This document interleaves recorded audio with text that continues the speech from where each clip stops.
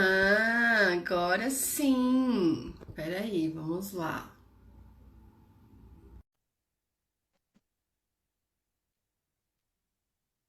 Agora acho que foi. Estou guardando.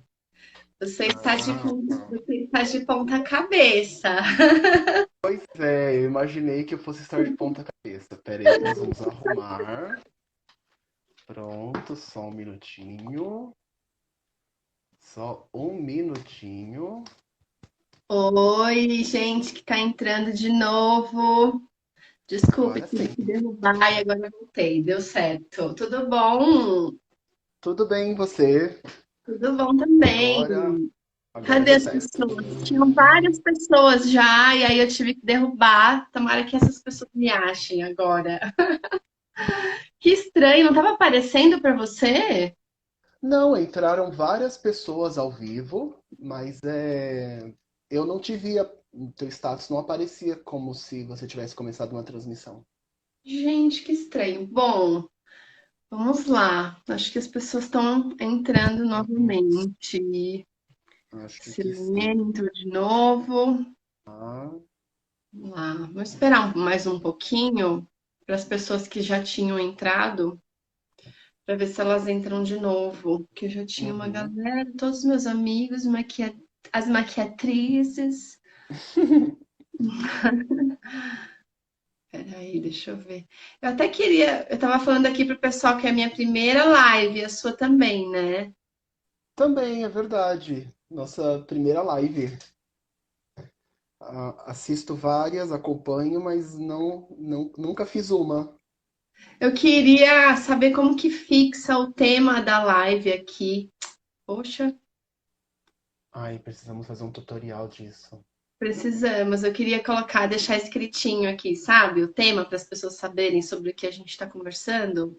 Pois é, Ana eu Voltou. confesso que eu não sou mais da geração que manja dessas coisas. Ah, tô Eu não voltando, sei. agora foi. Gente que tá voltando aí, muito obrigada, tá? Desculpa ter derrubado a live anterior, mas é porque ele não tava me achando. E agora nós nos achamos, não é mesmo, Júnior? Nos achamos, nos Hum. achamos.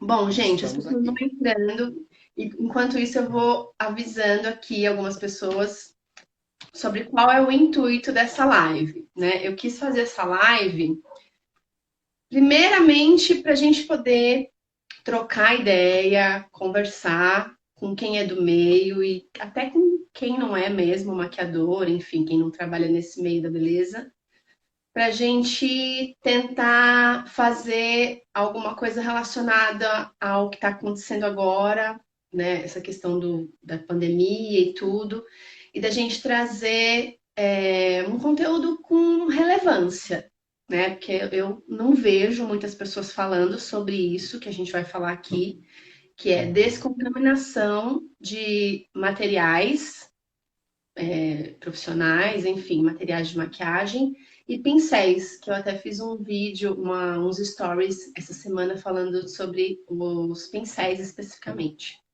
Mas quem viu, viu, quem não viu, tá aí salvo no meu IGTV, tá? Depois dá uma olhadinha. Quem se importa com esse tipo de informação, eu acredito que vai entender um pouco a gravidade do momento que a gente está vivendo, né? Nós, no geral, mas falando especificamente do meu nicho, a gente vai ter que ter aí umas mudanças, acho que bem sérias em relação à postura e protocolo de higiene, enfim. Porque, querendo ou não, já existem algumas leis, né, que dizem que a gente tem que ter todos os materiais limpos, enfim, evitar qualquer tipo de contaminação, mas não é todo mundo que faz isso, né, de deixar de limpar o pincel de uma cliente para outra, de evitar tocar os produtos, as paletas, enfim, eu conheço um monte de gente que não faz isso, e às vezes até na correria, vou confessar que eu também já fiz isso, Enfim, a partir de agora, a gente, com essa questão de contágio, a gente vai ter que redobrar ou triplicar a atenção nesse aspecto para a gente não ser um possível agente contaminador, né?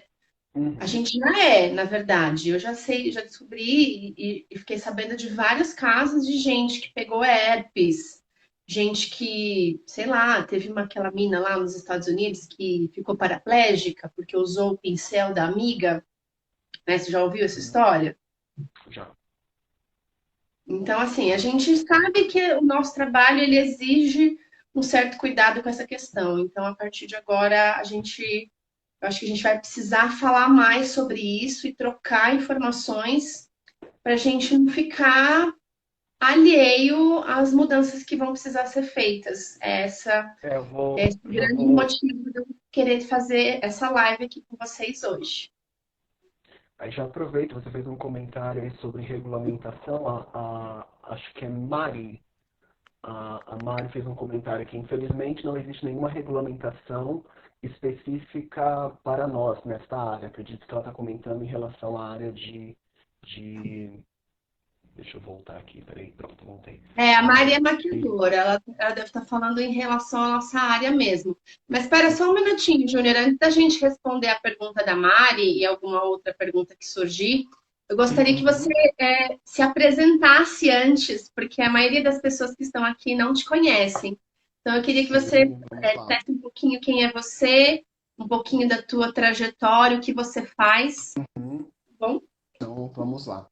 Então, a Gisele e eu somos amigos já de longas datas, de longos anos, e eu sou químico de formação, pós-graduado, atuo já aí há alguns anos na parte de desenvolvimento de produtos, Ju, e aumenta um pouquinho o seu volume, se você puder. então vamos lá. Aí, Melhorou? obrigada. Tá, vamos lá. Então, eu sou químico de formação, pós-graduado, já atuo já há alguns anos no desenvolvimento de produtos, né? A minha cadeira dentro da pesquisa é em química analítica, e dentro da química analítica você tem vários desdobramentos, e dentre eles eu atuo já desde 2009 com microbiologia.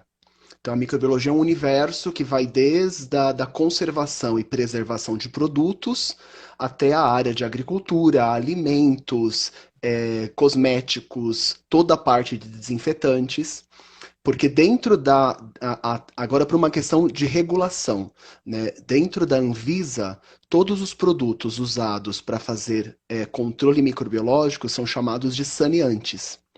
Então, o que que é um processo de sanitização? É um processo que tem duas etapas. Primeiro, a etapa da limpeza e a etapa da desinfecção. Então, a limpeza é a remoção da sujidade e, obviamente, pela própria remoção da sujidade, você já faz uma descontaminação e depois você entra com um desinfetante para fazer o controle microbiológico. E a desinfecção, ela tem níveis. Então eu posso falar de um desinfetante de uso geral, porque eu estou falando daquele nível mais comum, o nível de casa, dos estabelecimentos comerciais, de banheiro. E aí eu vou entrando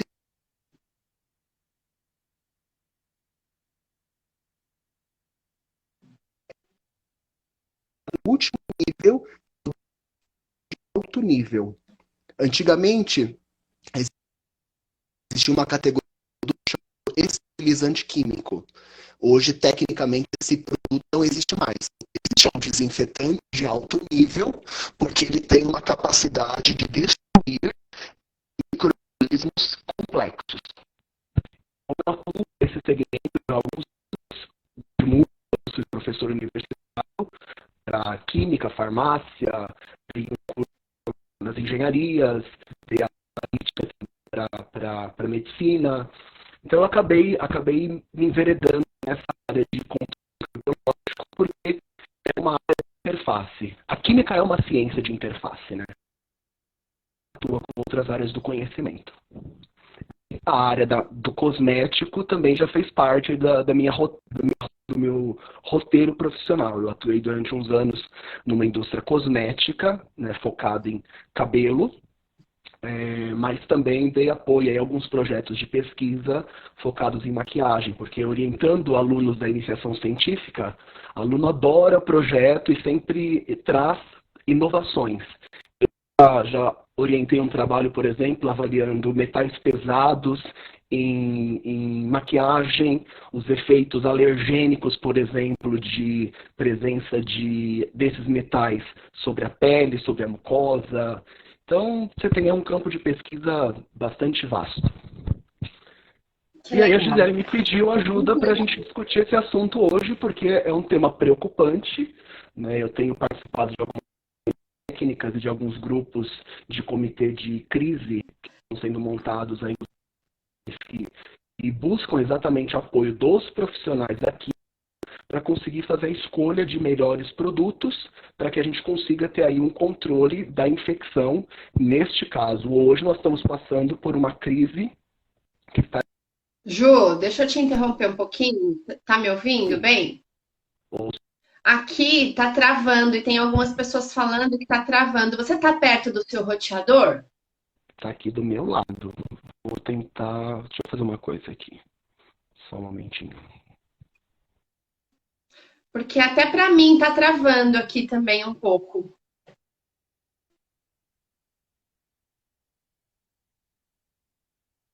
Ó, a Van Luísa tá falando também aqui, ó, que tá travando. Poxa. Oi, Oi. Gisele? Oi. Melhorou Oi, agora, voltou. Você voltou? não tá mais bugado. Tava bugado. Eu tô do lado do roteador, estranho. Que bom! Agora voltou. Então, vamos, finaliza onde você tinha, um pouquinho antes de onde você estava falando a sua última frase, porque travou, a gente não ouviu nada. Deixa eu ver se eu me lembro. Eu falei sobre os comitês de crise que estão sendo montados hoje nos hospitais e nas indústrias, justamente para que as escolhas dos produtos voltados para controle microbiológico sejam assertivos, né? Porque é necessário usar produtos corretos, né? E hoje nós estamos tendo uma pandemia associada a um vírus. Então é super importante que a gente entenda que no universo da microbiologia nós temos uma diferenciação de micro-organismos. Então a gente precisa entender que tipo de micro-organismo é este para que a gente não faça confusões. Sim, exatamente isso.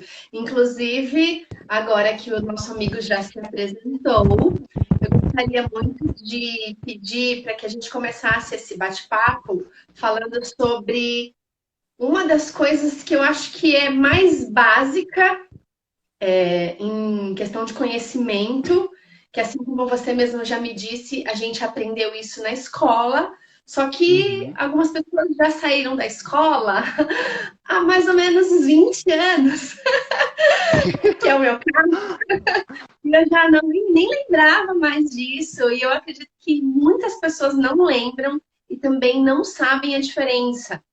Qual é a uhum, diferença, conta pra gente, entre vírus e bactérias? Porque as pessoas confundem e aí uhum, acabam usando, por exemplo, produtos, e isso nem falando só a nível de maquiagem, tá, gente? Estou falando no geral. Vai lá no mercado, vê lá, antibactericida, e aí uhum. compra 10, porque aí acha que Sim. aquilo vai eliminar o vírus. Conta pra gente um Uhum. pouquinho sobre essas diferenças e explica pra gente o que a gente tem que fazer para evitar cair nessa besteira de confundir o Nesses vírus com a erros, né? bactéria. Vamos É, lá. é. Eu preparei alguns slides aqui. Vamos ver se dá para ver. Dá para ver aí? Me Olha fala. só, gente, esse meu amigo é Vamos muito lá. profissional, né? Dá pra ver. Olha, eu coloquei aqui os três principais grupos que a gente precisa se preocupar dentro da microbiologia. Existem outros, esses são os principais. Então, olha só, toda vez que nós falamos de produtos para controle microbiológico, nós pensamos em vírus, pensamos em fungos e pensamos em bactérias. Então, são três grupos de micro-organismos com características completamente diferentes. Então, se nós pensarmos em fungos e bactérias, são organismos vivos. Então, são seres unicelulares ou pluricelulares, que você tem ali um núcleo, você tem ali uma estrutura celular com núcleo, DNA, toda a estrutura de uma célula, né? E é um organismo vivo. O vírus não é um organismo vivo. O vírus é um emaranhado de material bioquímico que está agrupado e ele não é uma estrutura viva. Então, é muito Logo, engraçado. deixa eu te interromper um segundo. Logo, não, a gente não deve falar, vamos matar o vírus. Não, não. Já, talvez seja um vício de linguagem. Eu vendo a televisão, vendo algumas entrevistas estes dias, até médicos, profissionais da área, por vício de linguagem, acabam dizendo: olha, vamos matar o vírus. É um erro conceitual. O vírus não é um organismo vivo. Ele é uma estrutura bioquímica formada por uma estrutura de DNA, uma fita de DNA ou de RNA. Então tem vírus de DNA, vírus de RNA. Ele está envolvido numa membrana formada por lipídio, que é gordura, e proteína, para proteger esse material. E vírus fora do organismo, ou seja, no ambiente externo, ele é muito frágil. Então, ele precisa, primeiro, de um meio de transporte. Então, o vírus ele não voa. Né? O vírus precisa, por exemplo, de um aglomerado de partículas que podem ser saliva, ele pode precisar, por exemplo, de fluido sanguíneo, de sêmen, de fluido da mucosa vaginal. Enfim, você precisa de uma estrutura para poder fazer o transporte do vírus. Por exemplo, tem vírus, vamos pegar, por exemplo, o HIV. O HIV não é possível ser transmitido, por exemplo, pela saliva. Então, beijo não transmite HIV. Por quê? A estrutura da saliva, todos os aminoácidos, o pH da saliva, as enzimas que estão presentes, destroem o vírus. Então, não é possível. Agora, por exemplo, pelo leite materno, pelo sêmen, pelo líquido vaginal, pelo sangue, são fluidos corpóreos que transportam o vírus. Então, o beijo não contamina pelo vírus do HIV.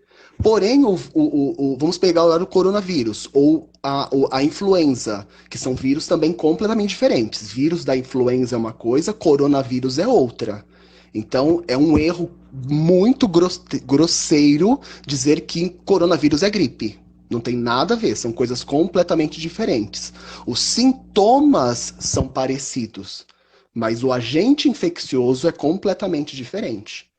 Então, o vírus, ele tem ali uma estrutura que ele precisa infectar uma célula. Então, essa célula, que é um hospedeiro, ele vai se conectar através dessas proteínas. Então, proteínas, ela funciona como um efeito chave e fechadura. Elas se identificam. Se houver essa identificação com essa célula do hospedeiro, ele diz, bom, vamos lá, acoplei. Aí ele dissolve essa camada proteica, lipídica, se funde, joga para dentro da célula um material genético, que pode ser de RNA ou de DNA, e dá uma instrução bioquímica para a célula. Ao invés de você produzir o DNA ou RNA da própria célula, produz o meu. Ele usa a célula como uma fábrica para fazer cópias. Quando aquela célula está cheia da carga viral, ela usa o próprio material da célula para fazer as barreiras lipídicas e proteicas de proteção, explode essa célula e joga todo esse vírus dentro do organismo para que ela infecte outras células. E aí imagina o seguinte, que você contraiu e que se contaminou através do pulmão. Então o seu epitélio que reveste o seu pulmão começa a ser infectado. Imagina todas as células do seu pulmão começarem a ser infectadas e começarem a morrer. Então essa célula morta vai gerar todo o problema respiratório. Por quê? Porque você perdeu células que fazem trocas gasosas, que vai gerar lá na frente o problema da síndrome da respiratória grave aguda. Então é um processo infeccioso. Isso pode acontecer em qualquer outro órgão do corpo também. Mostra pra gente aquele desenho lá, aquela imagem que você me mostrou. para fazer uma comparação Sim. entre os dois, É, entre ó, os. eu gosto dessa imagem, vamos ver se dá pra gente ver aqui. Por exemplo, ó, eu peguei essa grandona aqui, ó. Dá pra ver bem aí? Mais ou Dá, menos? dá, mas põe Então, mais para essa frente. grandona, olha, essa coisa grandona é uma hemácia, é uma célula sanguínea. Do lado tem uma coisa meio cilíndrica, tá vendo? Olha, isso é uma Sim, representação de uma bactéria. de uma Então, bactéria. a gente consegue perceber a diferença do tamanho, ó. Uma célula sanguínea e uma bactéria. Se nós olharmos agora do lado aqui, ó, Mais para. É, e isso, aqui, pronto, aí. melhorou? Aí Melhorou. eu estou vendo ali uma bactéria e três vírus. Um vírus aqui grandão, Põe mais para sua direita a imagem. aqui. Vamos ver aqui. Aqui melhorou? Isso, é É aqui, ó. isso. Eu tenho um tipo de vírus que comparado à bactéria já é muito menor.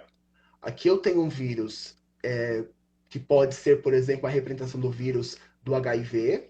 E aqui eu tenho bem pequenininho o que pode ser o vírus da influenza ou o coronavírus. Gente, vocês Então, estão vendo o quando. tamanho a diferença de tamanho entre uma bactéria e os vírus. Uma bactéria é imensamente maior que os vírus, né? Levando em Sim. consideração isso que está mostrando aqui, essa imagem, né? Essa comparação. E Legal. aí, para vocês terem uma ideia, olha a complexidade disso. Nós estamos falando de vírus que podem infectar, por exemplo, células de mamíferos, que podem infectar células de outros grupos de animais que não sejam mamíferos, vírus que podem infectar células vegetais. Então, o vírus de um vegetal, ele não vai infectar uma célula animal, porque as proteínas não vão fazer o acoplamento, não se reconhecem. Só que, por exemplo, eu tenho um vírus que ele circula, por exemplo, num grupo de animais.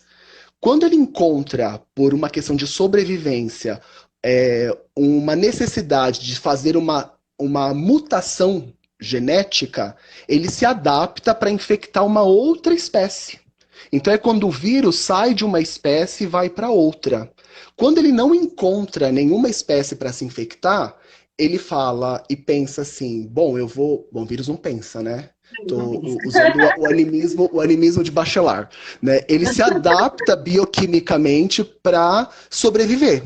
Então ele vai olhar para o que tem em torno dele e ele vira um bacteriófago. Olha que interessante. O vírus pode infectar uma bactéria. A bactéria pode ser o transmissor de um vírus. Então, por isso que esgoto é algo muito complexo. Porque você tem, por exemplo, uma alta carga viral, como ele não acha nenhum hospedeiro, ele acaba infectando as bactérias e vão ter vírus que vão ser bacteriófagos. E vão eles sobreviver na natureza de uma forma muito complexa. Né? Isso Então, tudo que você está falando aí, para especificar a diferença entre vírus e bactérias, eu acho que dá para a gente entender bastante a complexidade disso. E aí, uhum, agora, eu acho que para a gente não se prolongar muito nessa questão inicial que a gente está tentando uhum, esclarecer, da diferença entre vírus e bactérias, que é o que a gente havia dito que a maioria das pessoas não sabem qual é. Você conseguiria fazer você conseguiu explicar bem, eu acredito que as pessoas, todo mundo aí entendeu, gente, a diferença entre vírus e bactérias. uhum. E aí eu acho que a partir daí a gente pode falar um pouquinho de como é a inoculação desses micro-organismos no nosso meio, por exemplo. Como que Sim. funciona essa inoculação para uma paleta, para um pincel, para um batom, enfim, Uhum. até mesmo na questão de proximidade, né? Nós maquiadores, a gente tenta manter uma distância mínima ali para não ficar beijando a pessoa ou respirando o ar da pessoa ali. É até Uhum. antiético isso aí, né?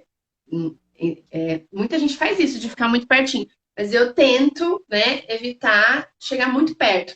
Mas a gente tem o contato, né? Tem muito Sim. maquiador que maquia com o dedo mesmo ali, que às vezes usa pouquíssimo pincel, gosto de aplicar sombra com o dedo, esfumar. Eu já vi muito. Então, assim, Uhum. como que funciona? Explica pra gente essa questão da inoculação, um pouquinho. Eu vou começar com esta imagem aqui, ó. Ela é chocante. Põe Então, mais para sua direita a imagem. Para vamos lá. sua direita. Então, pra cá. Isso, mais para trás um pouquinho agora.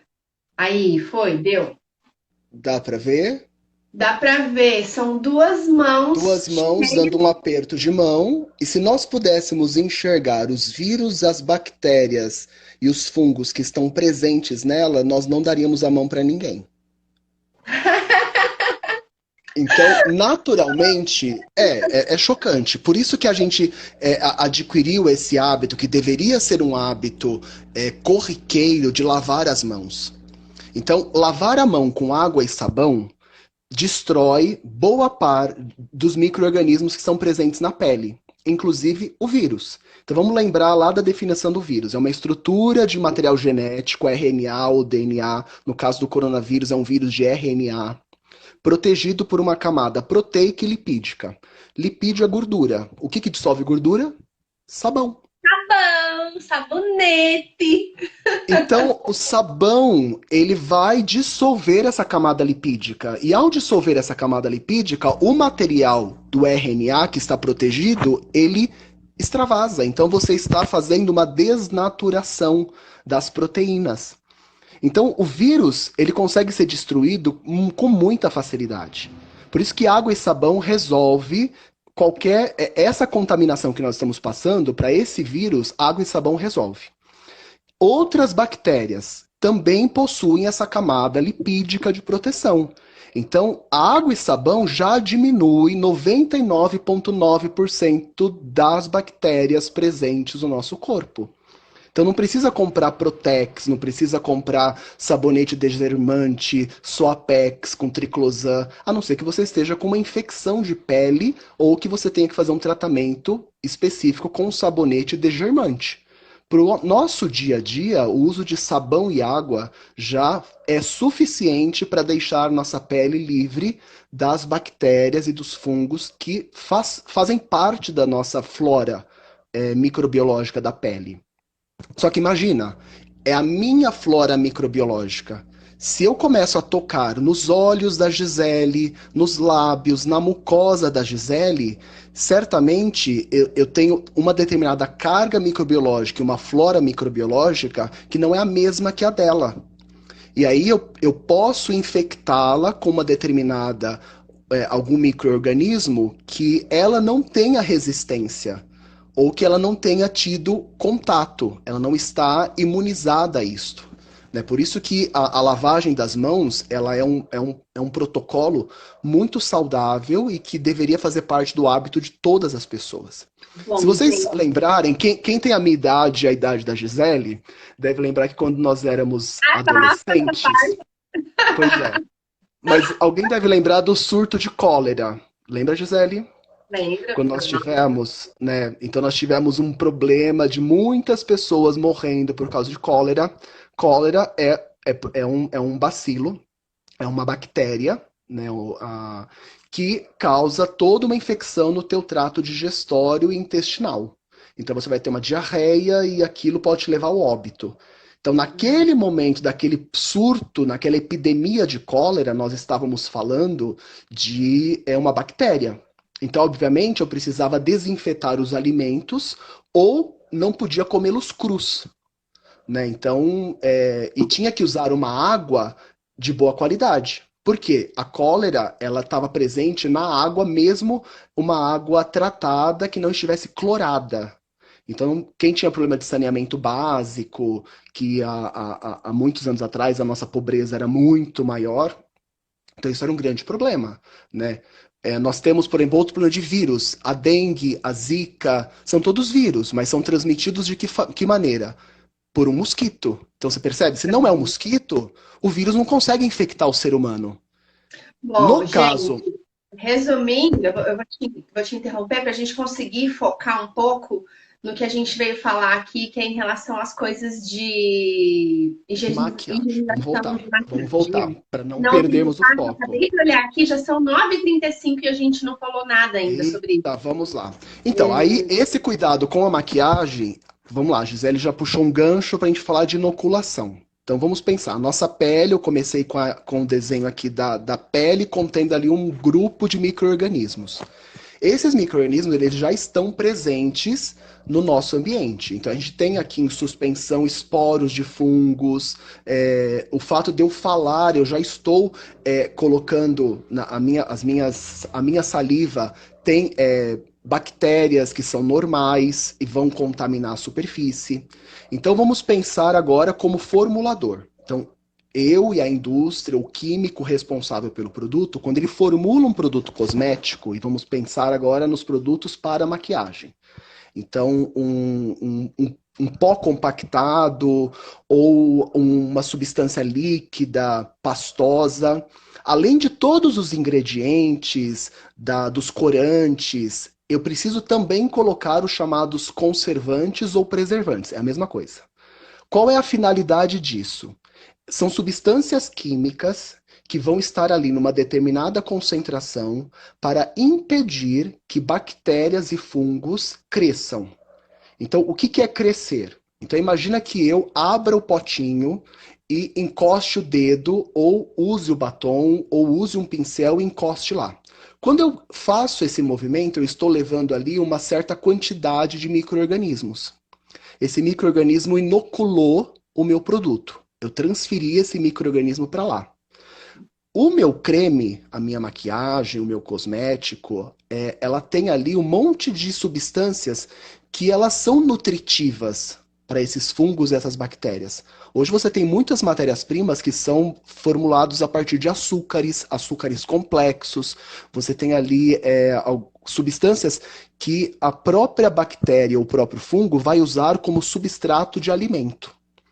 E aí o que acontece? Quando essa bactéria ou esse fungo começa a fazer meiose e mitose para se replicar, eu tenho uma substância ali que, num processo chave e fechadura, ele impede que uma determinada reação bioquímica aconteça. E aí essa bactéria não reproduz mais. Aí eu vou lá e coloco de novo. A substância está lá ainda. Percebe que eu tenho uma quantidade de substância que está sendo pensada numa quantidade de micro-organismos que vai entrar em contato. E como é que eu faço essa conta? Bom, eu quero que esse cosmético tenha shelf life de 6 meses, de 1 ano, de 24 meses. Então eu tenho que colocar uma quantidade, pensando quantidade de micro-organismos que pode entrar em contato, e quantidade de substância preservante ou conservante. No momento em que essa substância foi totalmente consumida, o micro-organismo que cai lá não vai ter mais substância para preservar. Aí ele começa a crescer e aí vai estragar o teu produto. Aí começa a dar mau cheiro, porque esse mau cheiro é produto da toxina, ele vai gerar um bolor e vai estragar. E aí, vamos pensar agora no uso profissional. Quantas pessoas ou quantas vezes você usa aquele produto durante o dia? Ou num atendimento, ou numa sessão de maquiagem com várias pessoas a serem atendidas. Então você está colocando ali dentro do seu produto uma quantidade de micro-organismos muito mais alta do que talvez o formulador tenha pensado. Então, por isso que é importante pensar, bom, eu estou usando maquiagem de uso profissional ou estou usando maquiagem de venda livre para pessoas comuns?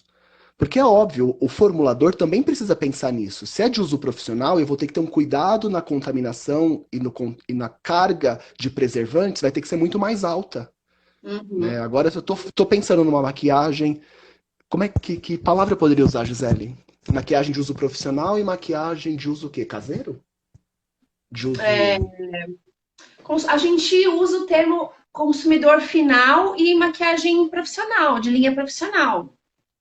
Normalmente. Não sei se alguém lembrar de algum outro que surgiram. Mas entendeu a diferença? Entendeu a diferença? Sim. Aí, qual é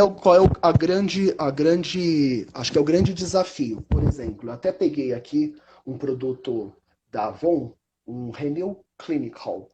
Olha que interessante, é uma solução mega nutritiva. Tá me ouvindo bem? Tô. Tá. É uma solução mega nutritiva, porque isso aqui, além de ter ácido hialurônico, ele tem como solvente açúcares que vão ajudar a fazer vão deixar a pele emoliente para fazer a penetração. Então, tô falando de açúcar. Açúcar é extremamente nutritivo para fungo e bactéria. Imagina se eu pego este Conta-gota. conta-gotas aqui, ó, esse conta-gotas, e toco no meu rosto ou toco no meu dedo e inoculo a ponta e levo aqui de volta. Então, isso aqui está contaminado. Então, por isso que o cuidado precisa ser, eu gotejo no dedo, mas não toco na ponta e levo no rosto. Né? Sim. Agora, pensando, por exemplo, na questão das maquiagens. Se é uma maquiagem de uso, por exemplo, líquida, então eu vou usar alguma coisa que eu retire dali e aplico, ou mesmo um batom, Sim, né? a gente usa isso normalmente. A maioria dos profissionais que eu conheço trabalham com uma plaquinha de metal ou de plástico e uma espátula, onde a gente retira o produto da embalagem original, aplica Uhum. ali e dali é que vai para a pele da cliente. A maioria dos profissionais fazem isso. Eu já vi um monte não fazendo. Então, A assim, melhor. é uma questão, até que, se a gente parar para pensar, é uma questão de segurança. Sim, Sim. mas é uma questão também de pensar nos produtos, né? Porque eu vou inocular o meu produto também, né? Uhum. Não só a pele da pessoa com alguma determinada bactéria que já esteja ali naquela paleta por eu não ter tido cuidado. É uma troca, né? É um vai e vem para lá e para cá. Eu imagino Uhum. dessa questão de não ter cuidado, de passa ali, bota ali, o que você passou ali já está na paleta, o que já tinha passado antes já estava na paleta, e o que estava na paleta já foi para o rosto da cliente, da outra E é, cliente. e é- e é interessante destacar uma questão, Gisele. É, imagina o seguinte, eu tenho lá uma maquiagem qualquer e ela foi contaminada por uma bactéria ou por um fungo. O produto metabólico que é excretado pela bactéria ou pelo fungo são chamadas de toxinas. E o que é que dá reações alérgicas? São as toxinas excretadas pelo fungo ou pela bactéria. Então, se eu pegar, por exemplo, um produto que esteja com uma alta contagem de bactérias ou de fungos, não é o microorganismo infecta. Porém, o que me dá toda uma reação imunológica e uma reação alergênica não é diretamente o microorganismo, mas é a toxina excretada pelo microorganismo. Então, Entendi. olha o perigo. Eu coloquei ali numa paleta de sombra, por exemplo. Ela está infectada por uma bactéria ou por um fungo. O preservante foi eficaz para controlar, ele não cresce mais. Então, morreu. Só que aquelas que cresceram e se replicou, elas geraram produtos metabólicos, que são toxinas. Essa toxina, se eu levo para o olho e ela entra em contato com a mucosa e essa pessoa é alérgica a essa toxina, eu vou ter aquele inchaço, aquela reação alérgica, aquele edema. É, Exatamente. Porque ou não é o micro-organismo, mas é a toxina que o micro-organismo produz. Né? É como as micotoxinas que são geradas, por exemplo, com alguns aspergilos, né? Em grãos, em cereais. É muito perigoso, né? Porque os Júlio, temos uma clostrídeos, por exemplo. pergunta aqui. Eu precisava te interromper. Temos uma pergunta Vamos aqui. lá. A Mari está perguntando: gorduras e ceras são alimentos para as bactérias e fungos? Não, eles são normalmente meios de preservação, principalmente para fungos. Eles acabam, eles não vão se alimentar diretamente deles. Porém, o que acontece é necessário para crescimento de bactérias e fungos que haja ali um substrato aquoso.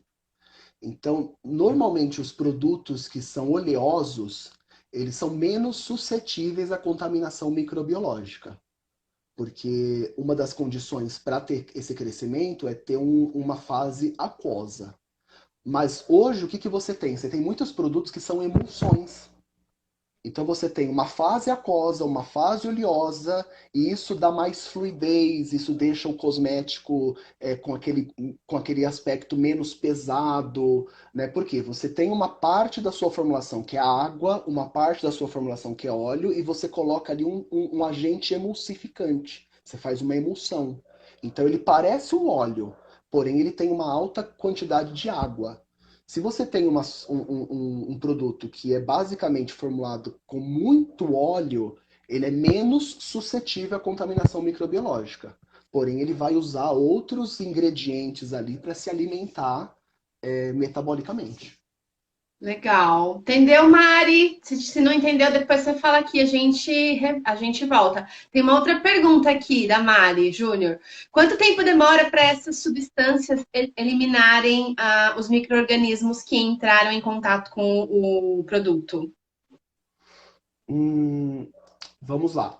Normalmente, as substâncias que são colocadas na formulação como preservante e conservantes, eles não são substâncias de contato, são chamadas substâncias metabólicas. Por quê? No momento em que o fungo ou a bactéria começa a se reproduzir, é como um quebra-cabeça. Ele vai usar ali determinadas proteínas, aminoácidos para formar proteínas. Aí eu tenho um preservante que ele tem um formato que se encaixa para formar essa proteína. Só que isso tem defeito, porque ele é propositalmente para dar defeito na construção de uma nova bactéria. Então é necessário que a bactéria comece a crescer ou o fungo comece a crescer. Agora, um produto de contato, um desinfetante de contato, já vou introduzir aqui uma ideia. Imagina que você tem ali uma paleta de sombra, que você acabou de fazer a aplicação, e aí eu finalizei o atendimento. Então, como é que eu descontamino isso? Né? Você tem ali algumas sugestões que alguns profissionais acabam adotando essa prática. Por exemplo, eu posso borrifar uma solução alcoólica para descontaminar a superfície. Nesse caso, eu estou fazendo uma descontaminação por contato. Então, o álcool, seja ele o isopropílico ou o etanol, quando ele entra em contato com o micro-organismo, seja ele um fungo, uma bactéria ou um vírus, ele vai fazer desnaturação proteica. Ele vai quebrar as proteínas. O álcool tem essa propriedade. Então, quando ele quebra a proteína, o material de dentro da célula, seja, vamos pegar ela aqui, ó. Ó, Mari, já está te respondendo essa outra pergunta aí que eu acabei de ver que você escreveu sobre essa limpeza com álcool, tá? Ó, dá para ver aí? Dá para ver? Dá para ver. Chega devagarzinho, um pouquinho mais perto, um pouco. Aí. Aí, melhorou? Explica pra gente o que que é essa imagem. Isso aqui é uma representação de uma bactéria chamada E. coli. Ela é bem comum, Escherichia coli. É uma bactéria, Tá, da mais simples. Então, tá vendo? simples. Ela tem uma membrana, flagelos, e aqui dentro está o núcleo dela com o DNA, uma célula, né? Então, isto aqui, essa membrana, ela é formada por gorduras e por proteínas. Então, se o etanol ele entra em contato, ele vai ressecar essa estrutura. Quando essa estrutura é ressecada, tá vendo aqui o que acontece? Ó? Ela abre. Quebra. Então ela cria uma lise. Aí esse material interno, ele derrama. Pronto, você matou a bactéria. Você matou uma parte do fungo. Ou no caso do vírus, isso aqui é uma representação do coronavírus. Olha o coronavírus! Isso é um. Na Gente, olha, nossa época, Corona era uma cantora, né? Rhythm of the Night. na Lembra era disso? da nossa época, inclusive. Pois é. Então, olha, aqui eu tenho o material de RNA, a camada lipídica e as proteínas de encaixe que que vão ser usadas para reconhecer a célula do hospedeiro, para jogar dentro da nossa célula isso aqui, ó. É isso aqui que faz o estrago, né? Então, a hora que o etanol entra em contato com isso, ele dissolve essa proteína e desnatura. Pronto, perdeu a função. O sabão entrou em contato, desnatura, perdeu a função. Bom, gente, Então, olha, em resumindo um pouquinho isso tudo que o Júnior falou, lavar as mãos é fator obrigatório a partir. Eu já fazia isso, enfim. A maioria dos profissionais e dos meus amigos, as pessoas que trabalham comigo, eventualmente, quando eu preciso de equipe, todo mundo eu percebo que faz isso, mas tem muita gente que não faz, né? aham. Olha, eu tô Então vendo vamos lá, também água e aqui, sabão, ó, melhor coisa. Só que a gente a não pode Mari. comprar água e sabão nas paletas. Então a gente vai higienizar e vai borrifar o álcool 70. É isso, Júnior? O álcool 70 é mais eficiente que o álcool 99 para Então, borrifar nas paletas? vamos lá. Para que haja, para que haja eficácia na desinfecção, precisa ter tempo de contato. Se você usar álcool 99, assim que você borrifou, ele começa a evaporar. Então, ele evapora com uma velocidade muito grande e não dá tempo de fazer a descontaminação. Como é que você faz para diminuir a velocidade de evaporação? Você coloca um pouco de água. Em que concentração? 30 de água, 70 de álcool. É a Água melhor normal combinação. ou tem que ser água destilada? Não, isso já vende pronto, não é para você fazer não. Você vai Tá, comprar álcool 70 nessa proporção, já está pronto isso, né? entendi. Então, por quê? É a melhor proporção que faz com que o álcool esteja na concentração e na velocidade de contato, no tempo de contato, para desnaturar essas proteínas. Se você usar álcool 99, ele evapora muito rápido. Então não dá tempo de desnaturar essas proteínas. Então, o álcool 70 é justamente para poder ver um equilíbrio entre tempo de contato e taxa de evaporação. Tá. Agora, qual é o problema que eu enxergo de borrifar álcool 70 e algumas paletas e algumas maquiagens sólidas que são compactadas? Você colocará ali 30% de água. Então você vai umedecer a tua paleta. Então, com o passar do tempo, ela vai acabar ficando mais úmida. E isso é um material caro, é um material profissional, e de repente você pode ter uma perda do teu material, porque ele começa a descompactar, porque você está umidificando. Lembra, o substrato de material compactado normalmente são minérios. É talco, é carbonato. Então são minérios que têm ali um monte de aditivos e preservantes. Então, se você umidifica, ele pode descompactar e aí você pode ter perdas. Então, o que que eu acredito que seja uma melhor solução? Estou dizendo acredito porque não temos estudos sobre isso. Eu até brinquei com a Sim. Gisele. Eu adoraria ainda estar na universidade, porque eu ia propor isso para algum aluno fazer como projeto de TCC, iniciação científica, para a gente avaliar essa situação. Álcool isopropílico. Porque o álcool isopropílico também é um agente de desinfecção. E o fato dele ter menos água, ele vai ter mais tempo de contato, ele vai ter a ação dele, tem uma taxa de evaporação diferente, e você pode não umedecer a tua paleta de cores. Então, acho que é uma boa Sim. estratégia. Bom, eu Agora, acho que pensando. em relação a essa questão da quantidade de água, alguns produtos podem ser que sejam mais resistentes quanto a isso, porque eles já são específicos para molhar, por exemplo. Eu tenho algumas paletas de sombra que elas têm uma pigmentação um pouco maior se for usada com pincel úmido. Então, para Uhum. esse tipo de produto, eu acredito que não tenha problema a longo prazo. Agora, tem alguns produtos que até a Mari perguntou numa outra perguntinha que ela fez, que são esses cremosos aqui, ó. Esse daqui é um iluminador da Criolan que eu tenho, que Uhum. são cremosinhos. Esse tipo de produto, Mari, você perguntou se dá para borrifar o álcool. Eu borrifo sempre que eu chego em casa e que eu vou me preparar para outro job, eu borrifo ele, o álcool 70 nele e deixo ele perto da janela, que eu sei que vai bater um arzinho que vai secar ele ali, eu não fecho e guardo, entendeu? Eu deixo um pouquinho ali aberto, secando Legal. durante a noite, sei lá. Enfim, não sei até que ponto também isso também não pode ser uma outra forma de. é, Contaminação. de criar outros tipos de micro-organismos que estão no ar ali na minha janela, sei lá também, porque é tanta coisa que a gente tem que pensar, Sugestão, né? não faça isso, Gi. Se você faz esse cuidado de fazer após o teu job, você faz borrifa, perfeito, mas deixa ele aberto num ambiente fechado dentro da tua sala, não coloca em exposição, por quê? A gente tem aqui, aqui em qualquer lugar, a gente tem muitos esporos de penicílio. E o que vai acontecer? Ele vai cair. Então, ele vai. O penicílio, que é um mofo que está no nosso ambiente, ele vai acabar contaminando o teu material. Então, se você quer fazer isso, borrifa e cobre com um guardanapo. Deixa um Tá, guardanapo por cima para proteger. Ele vai beleza. secar, mas não vai ter o contato de esporos e poeira, né, que vai contaminar ali. Só que qual é a Boa. grande questão? Esse material que você mostrou, ele é pastoso, correto?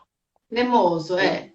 Quando você vem com o aplicador, o pincel, de uma certa forma você acaba não retirando uma camada superficial, mas talvez você acabe misturando.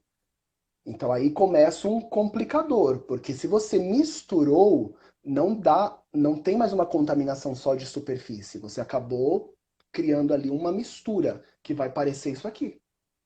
Entendeu? Você Ah, misturou. entendi. Ah, meu Entendeu? Deus do céu. Tá O, vendo, com- o, com- gente? o compactado você retira por cima. Então, eu acredito, é uma hipótese, que essa nossa prática de descontaminar superficialmente dê conta. Mas nesse caso de cremoso, se você mistura, eu já não acho que a descontaminação superficial vá resolver. Ela pode Você minimizar, já mas não é empurrou lá garantia. para camadinhas mais É, profundas, né? Os sim. micro-organismos. Sim. Bom, meu, a E gente. aí só para gente não perder esse raciocínio, nós falamos dos estojos de maquiagem. Agora vamos falar dos pincéis, que são os aplicadores, que eu acho que também merece um cuidado imenso, porque é esse instrumento que vai na pele do seu cliente. E o que ele está fazendo? Sim. Ele está, além de aplicar a maquiagem, ele também está removendo células, tecidos mortos, o epitélio do próprio cliente e está levando para o pincel toda a microflora, a carga microbiológica da pele do seu cliente. E isso está se acumulando no pincel. Então, acabou o job. Então, primeiro, o processo de limpeza. Lembra? Sanitização consiste em duas etapas: limpeza e desinfecção. Então, como é que eu faço a limpeza? Eu preciso usar um agente que remova toda aquela gordura, porque basicamente maquiagem tem muita carga oleosa, muita gordura. Então eu vou ter que usar um bom detergente que dissolva essa gordura. E aí, quando eu falo detergente, o detergente é todo produto que remove gordura. Shampoo é um detergente. Então eu posso usar um shampoo, eu posso usar um detergente de lavar louça, né, um ODD. Nossa, ODD é antigo, né? Lembra do ODD? Ó, Eu a posso G usar um. Brandão aqui, deixa eu só responder uma pergunta aqui. A G Brandão Makeup está dizendo, em produtos cosméticos cremosos também se borrifa álcool em cima? Sim, eu borrifo álcool em todas as minhas paletas de cremosos. Júnior, eu estou fazendo certo? Então, eu volto lá naquele raciocínio. Eu acho que é uma alternativa. Eu não Sim. consigo dar garantia de que isso funcione 100%, por quê? Como ele é cremoso, você pode ter misturado e você distribuiu os contaminantes dentro do teu creme. Dentro do negócio. Então, pensando assim, essa questão de cremosos, gente, eu acho que é melhor do que fazer nada, é borrifar o álcool 70, já que o álcool 90, 99 ele evapora muito rápido e não seria eficiente nesse aspecto de descontaminar. A gente evitar mexer no produto com a espátula, porque já que a limpeza com o álcool ela vai ser eficiente superficialmente. Então você Sim. borrifa e espera secar e depois está pronto para usar de novo. Acho que o ruim é a gente pegar a espátula e misturar o que estava ali em cima, que já poderia estar contaminado com alguma bactéria, algum micro-organismo, alguma coisa, e aquilo vai para dentro das profundidades do produto. É, aí Então, é problemático. Brandão, eu acho que a gente pode continuar borrifando, sim, o álcool nos produtos cremosos, mas tem que tomar esse cuidado de evitar de fazer a misturinha para querer limpar, enfim, Uhum. eu acho isso. Pode Sim. continuar, que eu te interrompi, desculpa. Não, imagina. Então, só concluindo o raciocínio dos pincéis, feito então essa limpeza e a remoção da gordura e da sujidade, aí você entra na fase da descontaminação. Então, o que você pode usar para fazer a descontaminação, para desinfetar? Então, o álcool 70, o álcool isopropílico, você pode fazer uma misturinha, por exemplo, de água oxigenada 10 volumes com um desinfetante, por exemplo, lisoforme. O Isso lisoforme, eu falei lá nos meus stories, gente, que eu faço essa misturinha aqui, ó, com lisoforme e água oxigenada. Muitas pessoas me perguntaram qual a proporção. Eu uso um potinho desse aqui, que deve ter uns 200 ml. Eu coloco uma parte de água, tipo uns 100 ml de água, e uma parte de lisoforme, uns 50, 60 ml, e o restante de água oxigenada 10 volumes. Pode sim, ser essa medida, Júnior? Tá boa? pode. É que assim, na verdade, para você ter um efeito de desinfecção viral e fúngica e bacteriana, o ideal é que a concentração final da água oxigenada esteja em 0,5%. Então, aquela água oxigenada de farmácia, ela tem 3%, 10 volumes. Então, você tem que fazer uma proporção que lá na tua misturinha final tenha pelo menos 0,5% em peróxido de hidrogênio.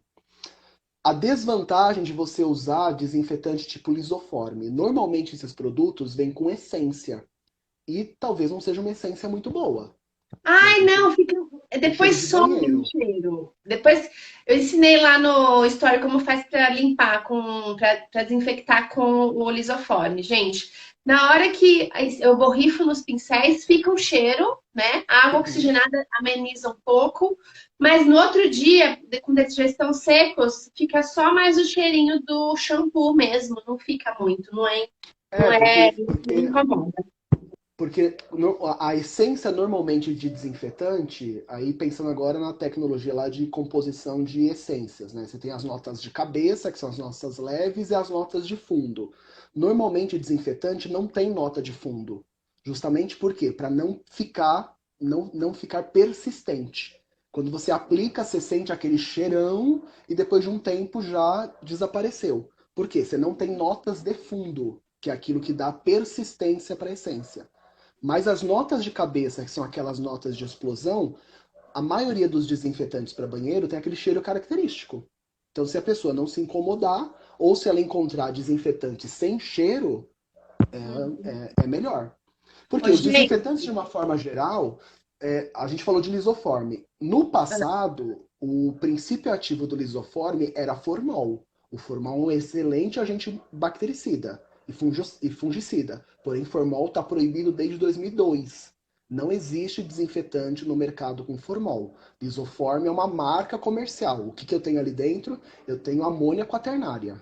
É isso. tá. Não é mais formol, tá? Tá, gente, ó, a gente vai terminar daqui a pouquinho. Tem várias perguntas que eu não vou conseguir responder aqui, depois eu respondo, tá? Por escrito para vocês, e se eu precisar da ajuda do Júnior, a gente responde, todo mundo junto. Uhum. E aproveitando esse gancho do que a gente estava falando aqui dos desinfetantes, enfim. Tem algumas perguntas aqui relacionadas a isso, de aplicação e produto e tudo. A gente tem que sempre pensar o seguinte, resumindo toda a nossa conversa aqui em relação a isso. Nós, maquiadores, temos que pensar daqui para frente mais do que tudo em segurança, em evitar qualquer tipo de contaminação e tanto para nossa cliente quanto até para nós mesmos, né, na hora do atendimento, em tudo. Então, a gente tem que pensar em formas e novos protocolos, estudar, conversar com gente que entende, ver artigos científicos, pesquisar, ver se alguém, algum profissional já fez alguma pesquisa relacionada a isso. Se não fez, a gente pode se reunir, ver como que funciona, como que eu posso fazer uma pesquisa, enfim.